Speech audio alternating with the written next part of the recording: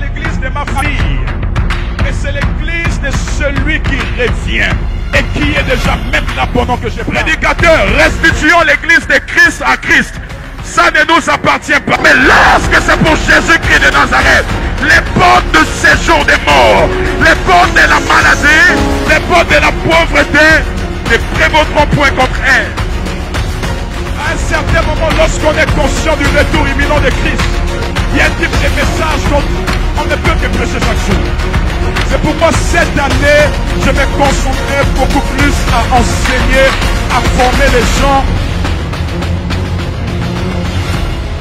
qu'à m'investir dans des passoires. Reviens à l'essentiel. Au commencement était la parole. La parole était avec Dieu. La parole était Dieu. Tout fut créé par là-bas, chata là-bas. Et aujourd'hui, pourquoi Dieu n'agit plus? Pourquoi les malades rentrent dans les églises et retournent malades? Pourquoi les fous rentrent dans les églises et retournent fous? L'église primitive, il n'était pas ainsi. Lorsque quelqu'un venait paralysé, je me souviens dans le livre des Actes chapitre 3, un homme nommé le paralytique Label était assis devant la porte du temple là où il mendiait. La Bible déclare Pierre et Jean remplis de la puissance de l'esprit s'avancèrent auprès de lui. On n'a ni or ni argent à te donner. La question que je me pose aujourd'hui est de savoir qu'est-ce que l'église peut encore posséder hormis le matériel pour apporter au bénéfice de sa société. On n'a ni or ni argent, mais ce que c'était le temps. Au nom de Jésus, lève-toi et marche. L'église se lèvera et marchera lorsqu'elle acceptera de prendre pas ce qu'elle veut de Dieu, mais ce que Dieu veut d'elle. Le sommet nous a amené à faire de l'église du Seigneur une église de la hypocrisie.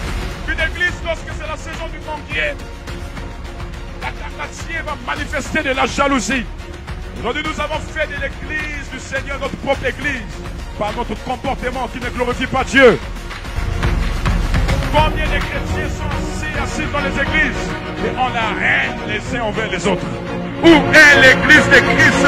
Les fruits de l'Esprit de Dieu, c'est l'amour, la joie, la patience, la bonté, la tempérance, la fidélité. Aimons-nous les uns les autres, car ça ne sert à rien de nous. Nous avons tous le même propriétaire, alors nous devons de travailler dans la même vision. C'est pourquoi, Église, sortez des calomnies, sortez des divisions, sortez des bagarres inutiles, sortez des problèmes qui n'ont pas de sens. L'église ne nous appartient pas, ça ne vous appartient pas. C'est l'affaire de Jésus-Christ de Nazareth.